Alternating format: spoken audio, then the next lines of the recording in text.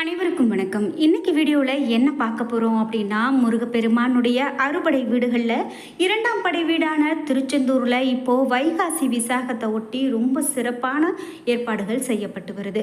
ஏராளமான பக்தர்கள் பாத யாத்திரையாகவும் அழகு குத்தியும் காவடி எடுத்தும் வர குவிய தொடங்கி இருக்காங்க அப்படின்னே சொல்லலாங்க. இந்த கோவிலில் இந்த ஆண்டு வைகாசி விசாக திருவிழா வரக்கூடிய 22ஆம் தேதி தொடங்க இருக்கு. இந்த வகையில் இந்த வைகாசி விசாகத்தை காண ஏராளமான பக்தர்கள் வர இருக்காங்க. இந்த நாளில் நாம் அவருடைய வழிபாட்டை செஞ்சோம் அப்படின்னா முழுமையான பலனை பெறலாம். இந்த 21ஆம் தேதி அதிகாலை 3 மணி கோவில் நடை திறக்கப்படுகிறது.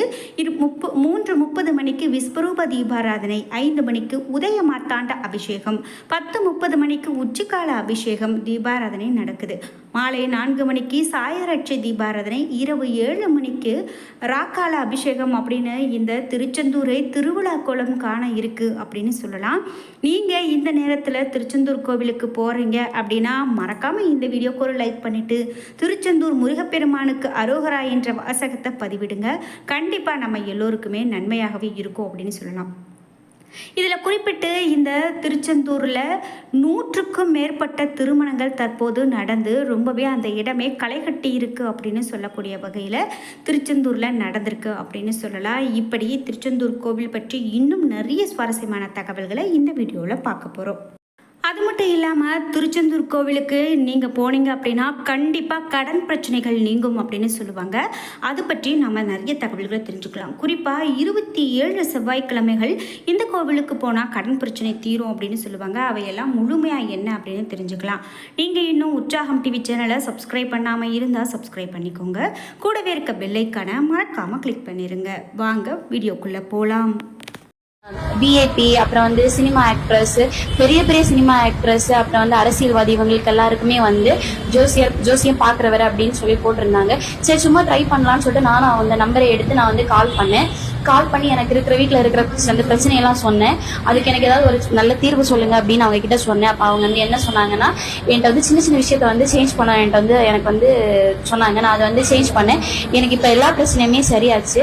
வீடியோக்கு மேலே வந்து அவங்க நம்பரை தரேன். உங்களுக்கு வீட்டில் வந்து குழந்தை பிரச்சனை, குடும்ப பிரச்சனை, காதல் பிரச்சனை, இப்படி நிறைய இருக்கும். கண்டிப்பா நீங்களும் வந்து இந்த நம்பருக்கு வந்து கான்டாக்ட் பண்ணி பாருங்க. உங்களுக்கு அதுக்கான தீர்வு கிடைக்கும். பாய் பாய். திருச்செந்தூர் மண்ணை மிதித்து விட்டு வந்தாலே நம்ம கஷ்டமெல்லாம் நம்ம விட்டு விலகி ஓடும் அப்படின்னு சொல்லுவாங்க. அதாவது மனிதனாக பிறந்த ஒவ்வொருக்குமே ஒரே ஒரு முறையாவது வாழ்நாளில் திருச்செந்தூர் முருகப்பெருமான தரிசனம் செய்யணும் அப்படிங்கிற ஒரு விஷயம் இருக்கும். அதாவது தரிசனம் செஞ்சிட்டோம் அப்படின்னாலே மோட்சம் கிடைக்கும் என்று சொல்லுவாங்க. குறிப்பிட்டு கடன் தீர திருச்செந்தூர் முருகப்பெருமானை எப்படி வழிபாடு செய்யணும் அப்படிங்கிறத பார்க்கலாம். அதாவது 27 செவ்வாய்க்கிழமைகளில் இந்த வழிபாட்டை விடாமல் மேற்கொண்டு வரணும் அப்படின்னு சொல்கிறாங்க. அந்த வழிபாட்டுக்கு முக்கியமான ஒரு விஷயம் அப்படின்னு பார்க்கும்போது செவ்வரளி பூ சொல்கிறாங்க. அதாவது பூக்களை வாங்கி நம்மளுடைய கையாலேயே அந்த செவ்வரளி பூவை கட்டி செவ்வாய்க்கிழமை முருகப்பெருமானுக்கு மாலையாக போடணும். இந்த பூஜைக்கு நம்மளுடைய வீட்டு பூஜை அறையில் திருச்செந்தூரினுடைய முருகப்பெருமானின் திருவுருவப்படம் கட்டாயமாக இருக்கணும். அதாவது திருச்செந்தூர்லாம் அவ்வளோ தூரம் இப்போ எங்களால் போக முடியாது, உடம்புக்கு சரியில்லை, போகக்கூடிய சூழ்நிலை இல்லை அப்படின்னு வருத்தப்படுறவங்க திருச்செந்தூர் முருகப்பெருமானுடைய படத்தை வீட்டில் வச்சு செவ்வாய்க்கிழமையில் இப்படி செவ்வரளி பூவால் மாலை கட்டி அந்த முருகப்பெருமானுடைய உருவப்படத்திற்கு போட்டு வழிபாடு செஞ்சுவாங்க. அது மட்டும் இல்லாமல் திருச்செந்தூர் முருகன் திருவுருவ படத்திற்கு செவ்வரளிப்பூ மாலை போட்டு ஒரு மண் அகல் விளக்கில் நெய் தீபம் ஏற்றி ஓம் சரவணபவ மந்திரத்தை 108 முறை சொல்லி உங்களுடைய கடன் சுமை குறைய வேண்டும் என்று பிரார்த்தனை செய்து கொள்ளுங்க. செவ்வாய்க்கிழமை காலை 6 மணியிலிருந்து 7 மணிக்குள்ளே இந்த வழிபாட்டை செய்வது சிறப்பான பலனை கொடுக்கும். இது நிறைய பேர் உணர்ந்த ஒரு உண்மை. நீங்களும் இதை முயற்சி செய்து பாருங்கள். அதாவது ஒரு மண் அகல் விளக்கில் நெய் தீபம் ஏற்றி ஓம் சரவணபவ மந்திரத்தை 108 முறை சொல்லி உங்களுடைய கடன் சுமை குறையணும் அப்படின்னு நீங்கள் பிரார்த்தனை செஞ்சுக்கிட்டு செவ்வாய்க்கிழமை காலை 6லிருந்து 7 மணிக்குள்ளே இந்த வழிபாட்டை செஞ்சு பார்த்தீங்க அப்படின்னா கண்டிப்பாக உங்களுடைய கடன் பிரச்சனை தீர்வதை உங்களுடைய கண்கூடாகவே பார்க்க முடியும் அப்படின்னு சொல்லப்படுது. நீங்களும் முயற்சி செஞ்சு பாருங்க. இது மட்டும் இல்லாமல் 27 செவ்வாய்க்கிழமையில் இடையில் ஒரு வாரம் கூட வழிபாட்டை நிறுத்தக்கூடாது அப்படின்னு சொல்கிறாங்க. வீட்டு பெண்களால் இந்த வழிபாட்டை தொடர்ந்து மேற்கொள்ள முடியல அப்படின்னா கூட வீட்டில் இருக்கிறவங்க மற்றவங்க இந்த பூஜையை செய்யலாம். அதனால் ஒரு தப்பும் கிடையாது. இது மட்டும் இல்லாமல் வேறு வழியே இல்லை, வீட்டில் பூஜை செய்ய வேறு யாருமே சரிப்பட்டு வரமாட்டாங்க அப்படின்னு சொல்லக்கூடிய பட்சத்தில் அந்த காலத்தில் அந்த மாதவிடாய் வரக்கூடிய நேரத்தில் கூட அந்த வாரத்தை மட்டும் தவிர்த்து விட்டு அடுத்த வாரத்திலிருந்து இந்த பூஜையை தொடரலாம். ஒன்றும் தப்பு கிடையாது.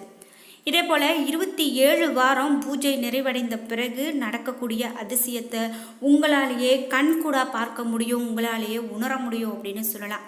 நம்பிக்கையோடு இந்த பரிகாரத்தை செய்தால் நீங்கள் கடன் இல்லாத வாழ்க்கையை நிச்சயமாக வாழ முடியும்.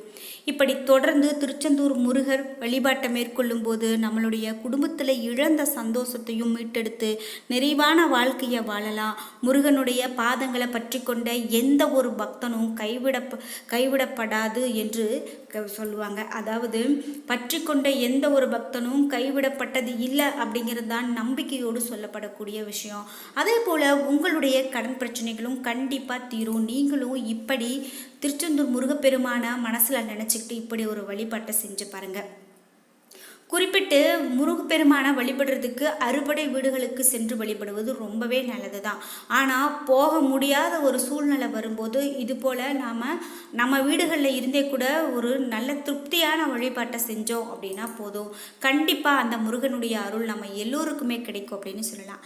நீங்கள் திருச்செந்தூர் போயிருக்கீங்க அல்லது அறுபடை வீடுகளில் எத்தனை படை வீடு போயிருக்கீங்க, இன்னும் நீங்கள் எந்த படை வீட்டுக்கு போகிறதுக்கு ஆசைப்படுறீங்க, இது போன்ற உங்களுடைய கருத்துக்களை எல்லாம் மறக்காம கமெண்ட் பாக்ஸில் பதிவிடுங்க. பழனி முருகன் கோவில் அல்லது தண்டாயுதபாணி கோவில் முருகப்பெருமானுடைய அறுபடை வீடுகளில் 3வது படை வீடாக திகழுது.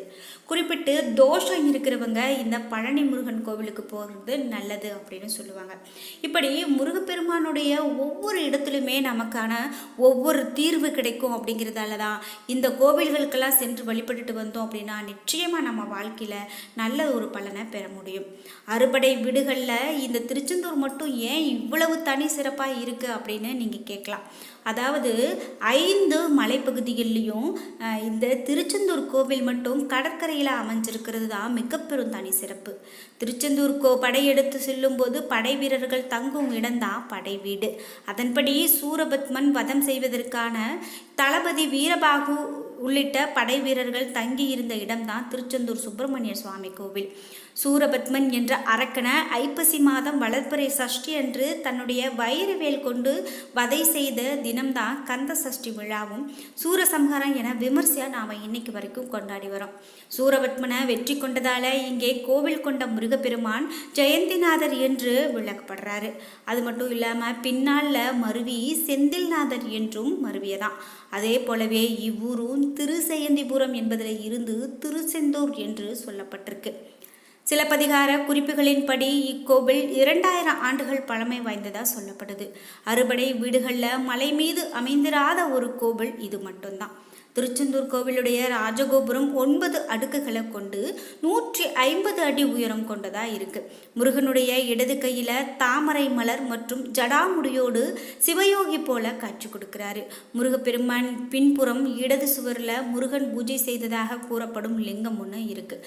அதற்கு முதல்ல பூஜை செய்த பிறகுதான் முருகப்பெருமானுக்கே பூஜை செய்யப்படும் என்று சொல்லப்படுது. இப்படி நிறைய ஆச்சரியங்களை அடக்கியது தான் இந்த திருச்செந்தூர் முருகப்பெருமானுடைய கோவில் என்று சொன்னால் அது மிகையாகாது.